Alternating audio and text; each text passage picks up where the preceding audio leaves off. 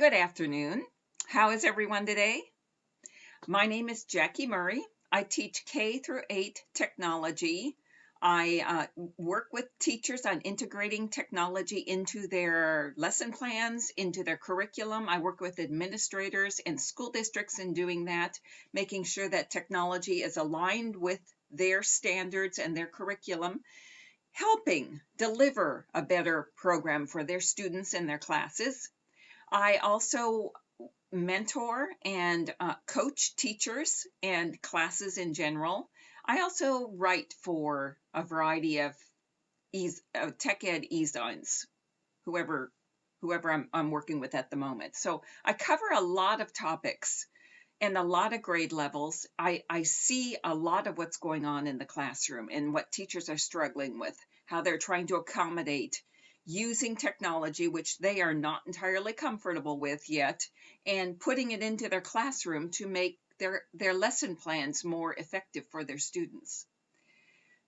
I'm going to go through 4 basic ideas you want to put in any lesson plan, and then we're going to go to today's topic, which is gamification of education. Very hot topic. Everyone wants to do it. It seems hard because if you're not a gamer, you think, how am I going to do that? I'm not that person who sits down and plays games on the computer. You don't have to be. So no worries about that. But let me step back a second, because any lesson you teach, you want to incorporate 4 ideas for students. Sure, you have your core idea, whatever it might be. Social studies, history, American Revolution, landforms, whatever your topic is, that's your lesson plan. But while you're doing it, you want to reinforce other topics that are woven through all of your standards. One is keyboarding. Students are now going to be tested on keyboarding online. They have to know how to sit at a computer, how to use all their fingers and type fast enough. Basically, students need to know how to type while their mind is engaged, so that finger movement and that searching for keys doesn't distract from what they're thinking about. That is our goal now as teachers, just as handwriting is and has been in the past for tests. Students don't think of forming the A and moving down and going up and forming the B. They don't think about that. It just happens. Keyboarding has to be that same thing. It will be. I assure you of that. If every lesson you have where students are using technology, they have to sit the correct way and use their keyboard the correct way. Reinforce that. As a tech teacher, as a classroom teacher, as the librarian, as the aide in the classroom, reinforce that. Let the students know, okay, we're at the computer, so remember your good habits. That's just the way it is. Students will. Let the parents know when students are home using their computers, this is how they do it. Just like when they're handwriting at home, they don't just scratch away or ignore it or print when they're supposed to cursive. They follow the standards. So keyboarding is one. The second one is vocabulary. When students come to a word they don't understand, and they're supposed to, you're teaching them. They have academic vocabulary, which is just standard throughout all subjects, but they also have those domain-specific vocabulary words, be it in history or science or a technology term that you're using. QWERTY. They should know QWERTY. They should know lower row. They should know F row. They should know all those things about keyboarding. They should also know any domain-specific language that comes up while they're working. Show them how easy it is to decode that language. It could be as easy as figuring it out from context, understanding affixes, root. It could be they quickly bring up a dictionary and look it up, but they have to do those. Now, if you're teaching age-appropriate literature and using resources that are age-appropriate, there aren't going to be that many words like that. But there will be enough that the student will get in the habit of pausing, decoding, incorporating it into their reading, and moving on. So vocabulary, that's your second one. did digital citizenship. Anytime they go online, and with gamification, we're going to go online for a lot of those games and simulations. They first discuss digital rights and responsibilities. How do you use that online game safely? How do you make sure if you run into someone online, what do you do? If you have ads around your program that you're playing, what do you do? How do you safely and effectively use that in that website that you've gone to? That's your third one. So every single time. So that way, just like kids walk out their front door, they observe who's in the front yard that could be a danger to them. They get to a street, they look both ways to see if there's traffic that could be a danger to them. Digital citizenship, entering that virtual world, is no different at all. So you get them thinking that way. Physical world, virtual world, same rules apply. Okay, so so that's digital citizenship. The last one is research. We want students to be inquirers. So when something comes up that they are curious about, encourage them to research it. Have those resources available for them. Now, I'm a tech teacher, so I'm going to think it's much more convenient to have those resources right online. Have an icon on the desktop or attached to the taskbar at the bottom for research. Encyclopedia Britannica. They don't know something, they click there, they bring it up, they research it quickly, they move on. So they feel like this is part of what they do. When they're reading material and they don't understand something, if it's a word, they figure it out. If it's a concept, they figure it out. If it's something that they are curious about, then give them time to do that. We have a program called Genius Hour. It's 20% time, where students can take 20% of their time every week to pursue that inquiry that they were curious about. So they could kind of keep tabs on that. If you have Evernote accounts, they can keep a list for their Genius Hour, things that they're going to pursue during Genius Hour, or just things that homework, they spend a half an hour doing that, or on their own time because they're curious about it. So that research is the fourth one. Those are really, kids do that naturally. That research they do naturally as part of games. So this ties in beautifully with game playing and education. So let's talk about games in education. You probably think of it like Minecraft. They're going to play a game. They're just going to play. They're going to forget that they're supposed to be learning certain topics, geography and geometry and collaboration and physics and geology, whatever they're supposed to be learning in Minecraft. They forget about it and all they're doing is playing the game. That's not how it works in games. If you pick a game that happens, that they can play the game without learning, you've picked the wrong game. There probably are a lot of games out there. I tend to focus on the ones that work for education. SimCity, Minecraft, Scratch, Mission US. I tend to focus on those where the students get wrapped up in what's going on in the game and they're learning while they do it. Though that is gamification of education, using those kinds of resources so that students learn the topic that you've assigned to them, whatever that topic is. So let me give you some numbers here. Let's see. So the games that you're going to pick, and I'm going to get myself out of this big screen. Hold on. The games that you're going to pick are going to be a certain type. So you're going to want to preview them first. They're going to be the type that have a plot. You know, students like going from level to level. You're going to want to pick games that do that, so that the student has to understand characters. They have to understand the plot, what's going on, what their goals are. They have to use problem solving to get from goal to goal.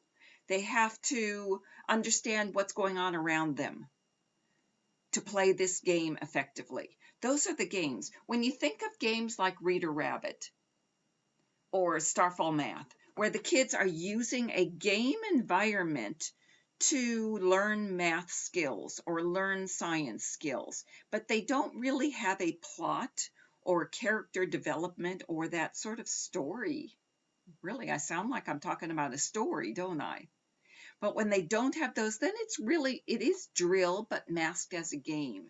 Kids like those too, but that's not the type we're talking about today.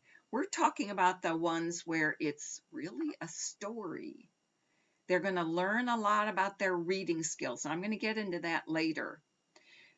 But they're going to learn a lot about reading skills if you pick your games wisely. So we're going to, if you think about some numbers for games, you have, let me look for, okay. These are numbers I got from gamification.org. According to them, 28 million people harvest their crops daily using the simulation called Farmville. Have you ever heard of Farmville? It's through Facebook. Maybe it's other places. But you pretend you're a farmer and you have to water your crops. You have to grow them. You have to harvest them. 28 million people do that every day. They play that game. So they're playing a game. They're enjoying it, but they're learning about farming. I would love to put my kids on that. It's not age appropriate. It's for adults. So we can't put our kids on it, but I'd love to have a Farmville Junior during my farm unit for first graders, kindergartners, wherever we're learning farming. That's a huge number. 28 million people. That's not 10% of the country, but you know, it's a lot. And here's another number. Humanity spends 3 billion hours a week, billion with a B, a week playing video and computer games. That is a ton of time. They're not just playing games. They're not just Worlds of War, or what is it that they play that I don't play? It's not all those. It's all these other ones. It's Minecraft, where they're learning all those good things while they're playing the game. So those are the ones, as long as those kids are going to be playing games anyway, and they love it, plug into that with them. Show them how to use that. Use Sim Tower to teach them about building a skyscraper, making a profitable business. Sim City to learn those elements that you want them to learn about running a government, running the politics and the people involved and everything else about running a city. So use that to teach them how to do that. So there's a lot of literature on this subject. And if you go to my blog and you go to, let's see if I've got it up. I've got my simulation page up. But if you go over here to Great Resources and Research, I don't have a lot on games, but I've started developing a list there. So you can go to this one site I have. This is a pretty good survey that was done. Best practices for using games and simulations in the classroom. So it was done by SIAA, and a very good job. I'm going to focus on just these pieces: selling the idea, preparation, and implementation. Surprisingly, or maybe not surprisingly, but your first step for using games has to be convincing all the stakeholders, parents, teachers, administrators, that you're not going to just be playing games. You have to explain what the kids will get out of it. So do your research. Understand the game you've picked. Go into their literature. Whatever game you pick, they're going to give you a lot of material to support its educational use. So use that literature to sell your stakeholders on the use of games for that particular topic, whatever it might be. Then prepare carefully. Prepare the students. Make sure your server, your network, your computers can handle that volume of gameplay, that it saves appropriately from point to point in the game, that students can use it not just in your lab, because then it's just a lab activity, but can use it with a login at home, at the library, and other places around the school. So you're weaving learning into everything they're doing. Don't be surprised how often they're going to pick your game over something else that they might have done as outside of class. And then implementation, playing the game. But there's other things involved. You will have students who don't think they can play games. They aren't gamers. They've avoided that sort of thing. So depending upon them, you need to match them up with the student in the class who is a gamer and loves it, or get them past that hurdle. You get to figure out how to do it. Actually, this literature has some ideas for you, but know that that's a hurdle you have to cross. You have to prepare the students as well as the other teachers, the administrators, and parents to use these games, to think, not to think, I'm not techie enough for this. Because they will think that. They will think, I can't do this. I'm not this techie person. So get them over that hurdle. Okay. So have I convinced you? You try games. There are so many wonderful games you can try. And there's another statistic that's pretty interesting. Consider that 1.2 million students fail to graduate from high school.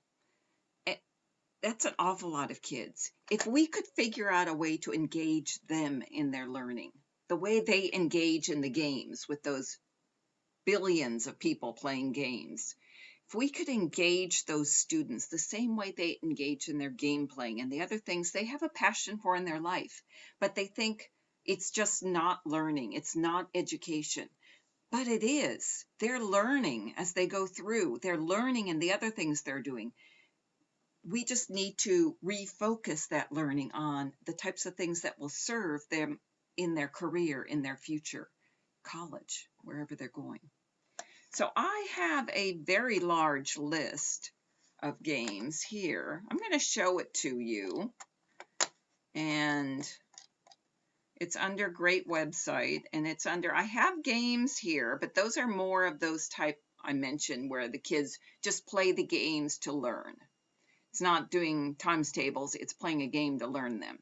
But those aren't the ones we're talking about. We're talking more about simulations, where they simulate something going on in history, in economics, in math, problem solving, programming, science. So they simulate something in those areas, and then they learn they play the game, and to do that effectively, they have to learn the concepts. You can find a whole lot here. Pick the one that suits you. I'm going to go through a couple with you. This one is available through my publisher, Structured Learning, and it's called Gamify Your Classroom. And it lets students pick a game and then teach each other. So you have a list. You go through all the explanation with the students and go through their vocabulary. You don't go through that, but use the correct vocabulary. Be aware of problem solving. And the big idea of this gamifying the classroom, which isn't to play a game, it's to learn an academic topic. Here's some best practices, but you're going to have the students pick a game. You're not going to teach it to them. So if you aren't that gamey person, no worries. Let the students be that person. If you have students who aren't the gamers, that's all right. You're going to pair them up with other students who are. They have to learn the game. They have to play the game and then teach the class how to play it. And along the way, they're going to explain how they're getting the educational ideas out of it. This list I have here may not work at all for you. So you can develop your own list. And I have a lot more on my blog, Ask a Tech Teacher, than what's listed here. So pick the ones that work for your class and then let the students pick. Now I also, if the students want to have a game that they want to play, let's see If they have a game they want to play, if they can sell me on it, I'll let them do it. I don't mind. But they have to convince me it's good academically. It's going to serve those bigger ideas, those standards, that curriculum that we're working on. So they have to convince me of that. That's fine. They probably will. So then I let them play it. I want them to feel like they're in charge and they feel like they've had a big victory. By the time they've explained to me what they're going to get out of playing that game during class, isn't this cool? They have learned a lot educationally. So they're going to learn a game here. They're going to be in groups playing this game, learning things. You might give them questions to answer. You probably want to remind them of their academic goals while they're playing it. And then they're going to teach each other how to play this game. So I have kind of a breakdown here with some ideas. May or may not be helpful. Now this, I'm going to let you all pick one of these games that you can have. Now, unfortunately, this is part of a big book. So I don't think I can do that. My publisher will let me give some free single lessons, but I don't think they're going to let me give this whole ebook. This is the Common Core lesson book on which one is it? Oh, this is the single lesson. Okay, good. This one is the single lesson. Gamification. I'm going to have to do my speech later then. So this one, I'm going to let you pick one of these lessons I show you. And you tell me in the stream which one you want, and I'll send it to you. I think I have everyone's emails. So you go through this, and they teach it. It probably takes a good, depending upon your class size, you want to give them 20, 30 minutes to teach. So it's a good class. And along the way, they're learning a huge number of games to help on different educational issues. Okay, so that's gamification of education. I have another one that is bridge building. If you're an 8th grade teacher, you very well may do bridge building with your students. You might do toothpick bridges, where they have to figure out the physics and the load capacities of their bridges with toothpick bridges, and then see who wins that. This is that idea. It goes along very nicely with that approach, but it's building bridges virtually. This particular one uses the West Point bridge building software. It's free download. They can download it at home and at school and play it anywhere they want. And it goes through all exactly what they would do if they were trying to build a bridge. They have to make it strong enough, but they also have to keep an eye on cheap enough. So they can't just say, I'm going to spend $5 million on this piece of the bridge. They can't do that because they'll price themselves out of the market for their bridge. So it forces them to go through all of the economics, the science, and the philosophy behind bridge building.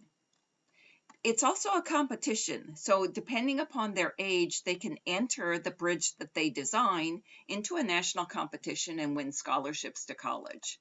So it's kind of a nice one to enter. There's other ones around the world, around the United States too, that they can enter that don't necessarily have scholarships, but they have different incentives for the students. So this, and here's some of the bridges. They're just kind of interesting.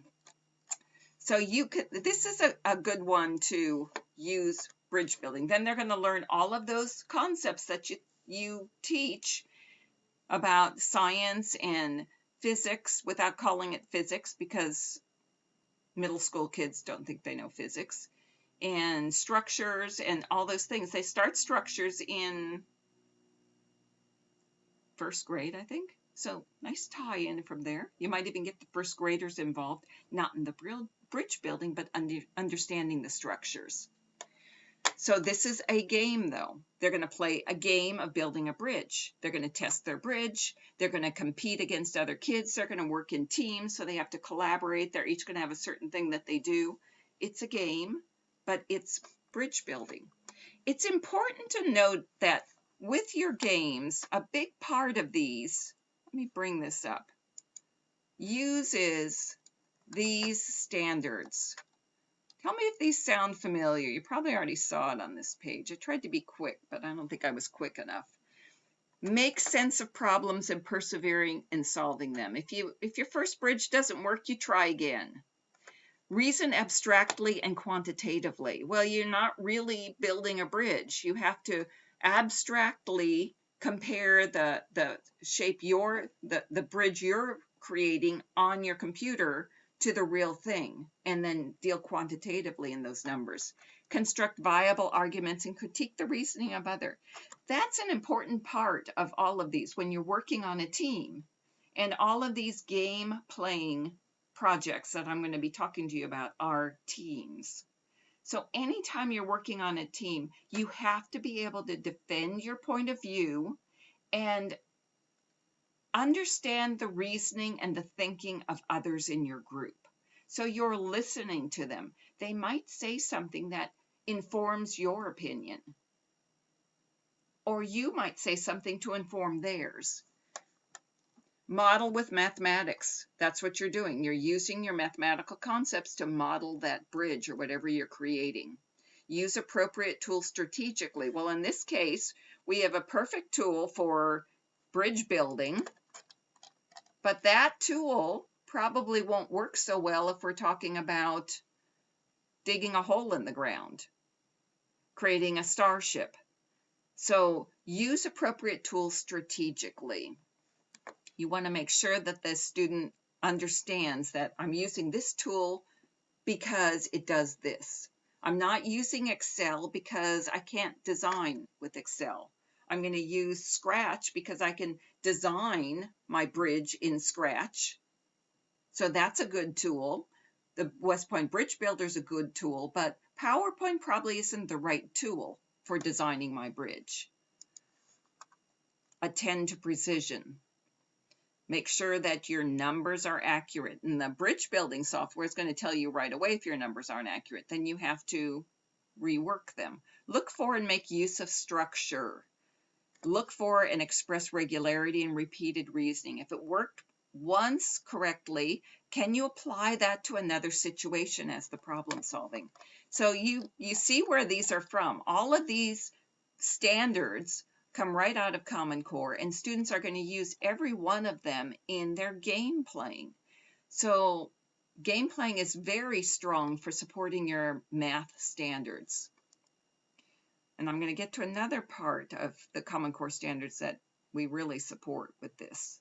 Okay, so there's our bridge building. Another one I like is this one, and this is the one that's part of a book, so I won't be able to give this to you, but know it's out there.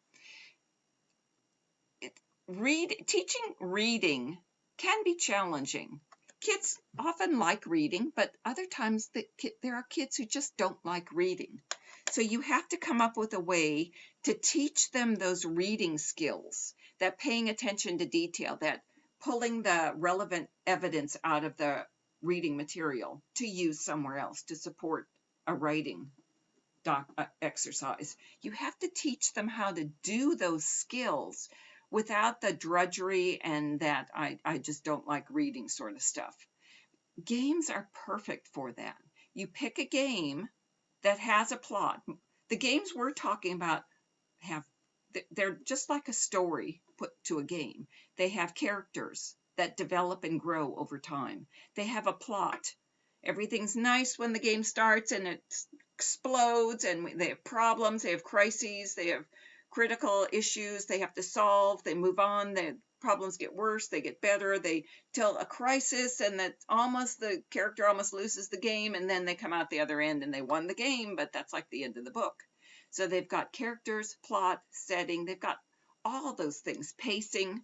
If the game is too slow, students will get bored, they won't want to play it. This is reading. This is a story. So play a game and have the students notice what's going on in there.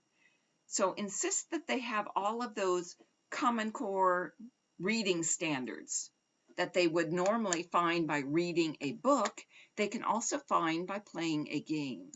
So it's a very nice alternative to that. I have it laid out in this lesson. It's number 13 in How to Achieve Common Core with Tech in the reading strand. There's one for each strand, and this is the reading strand.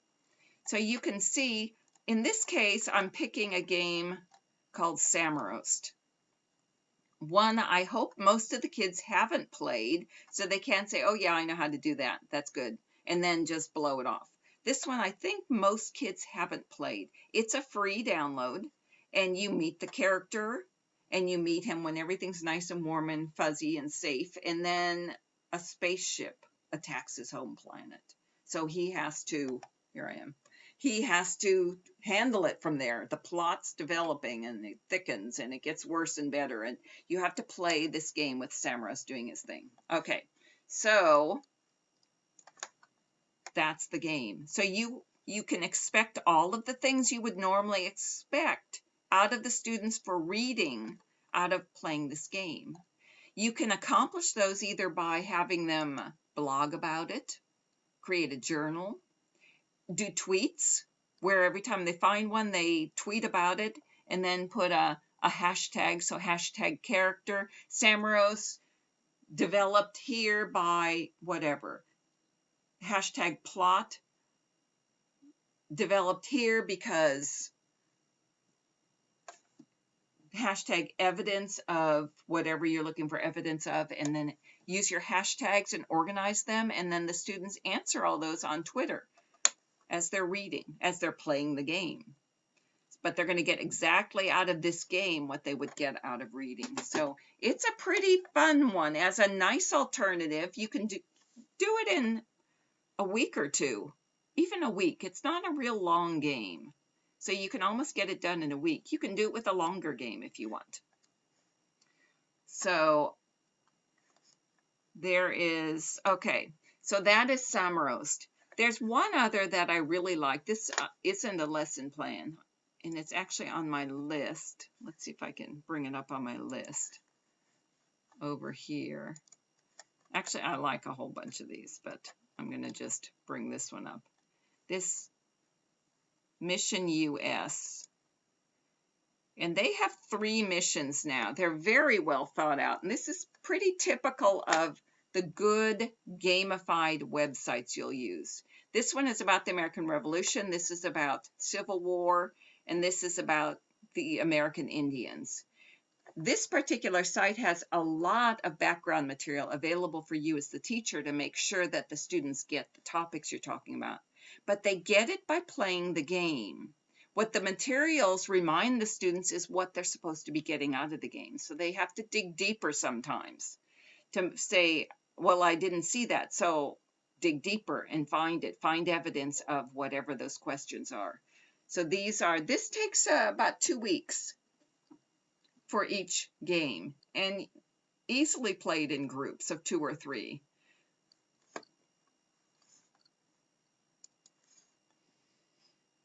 And that's just a taste of what you can do with that. Other games that you probably want to use, Minecraft would be a great one. Now I'll refer you back to that original paper where it said selling to parents and administrators. You're really going to have to do the sales job on Minecraft because everyone is predisposed to thinking of Minecraft as a game and a blow 'em up and problems, the things that they don't want to teach kids about that. But it's really, when you look into it, it's not true.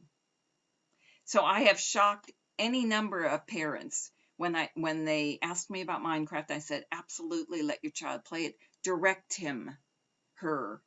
These are the things they should be getting out of it. You might do it through, they have an environment the kids can play that doesn't involve any of the weapons. That might be good for when you're talking about 1st and 2nd graders and they are playing Minecraft. You might want to back off to that level. There's Minecraft Edu that lets you set it up as a whole system for your school. It is so popular with kids, they're going to play it and get what you want them to get for whatever topic you're talking about, building or collaborating or science or history. If you have them building a Civil War ironclad ship, they're going to get it because they get to play Minecraft. So consider those types of things. Okay, so let me know if you want either of those two games I showed you. The third one is available on Structured Learning's website through their Common Core Strand books. But I'd be happy to send you either one of those two for yourself. So just let me know on the Strand. And I think that does it for gamifying education. I'm a real fan of this. I think this is the direction it's going. Learning by experience. It's really retro. It's back to the way it used to be, where kids learned all their stuff by experience rather than sitting at a desk learning it. Certainly there are lots of things you have to sit at a desk to learn, but there are other things you don't have to. That's why we're teachers. We'll figure out that difference and apply those others to games where kids will happily learn it. All right, guys. You have a good week. Let me know if I can help you with anything. Talk to you soon.